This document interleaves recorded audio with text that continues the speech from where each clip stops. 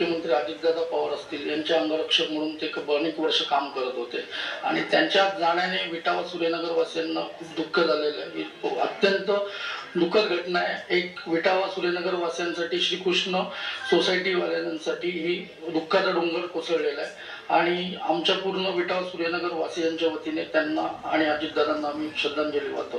सोबत त्यांच्या कोण कोण होतं परिवार सोबत, त्यांच्यासह पत्नीसह, आई वडील कोण? त्यांचे आई वडील आणि त्यांची पत्नी, 2 मुलं इथे वास्तव्यास होती. त्याचबरोबर वडील हे त्यांचे प्रिन्सिपल होते, ते माझी रिटायर्ड प्रिन्सिपल होते आणि खरंच अतिशय सुंदर असं परिचयाचे आणि सर्वांचे मिळून मिसळून राहणारं व्यक्तिमत्व आज आमच्यामधनं हरपले. त्याबद्दल सर्वांना दुःख होतं. परिसर काय वय आहे साधारण पाहायला गेलं तर? एक मोठी मुलगी आहे, ती 14 वर्षाची आणि मुलगा एक आहे 11-12 वर्षाची.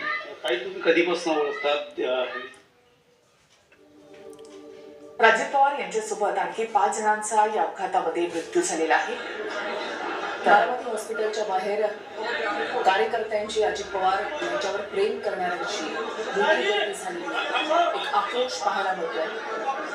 आज सकाळी 12च्या वेगानं जेव्हा ही बातमी पोहोचली की अजित पवार यांचं अपघाती निधन झालंय, त्यानंतर संपूर्ण बारामतीच नव्हे तर महाराष्ट्रावर दुःखाचं सावट पसरलं. राष्ट्रवादीचे तसंच इतरही पक्षांचे सगळे नेते जे आहेत ते आता बारामतीकडे निघालेले आहेत आणि काही नेते बारामतीमध्ये इथे पोहोचलेले देखील आहेत. सगळ्यांसाठी हा एक अत्यंत धक्कादायक अशी ही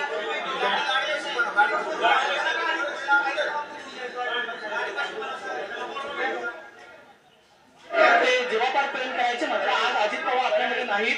की भावना आपण आहेत साहेब, दादा आहेत आमच्या. दादांना कुठं नका मिळू, दादा कुठे नाही गेले साहेब, दादा कुठे नाही गेले, आमचा बियाचा कुठे गेला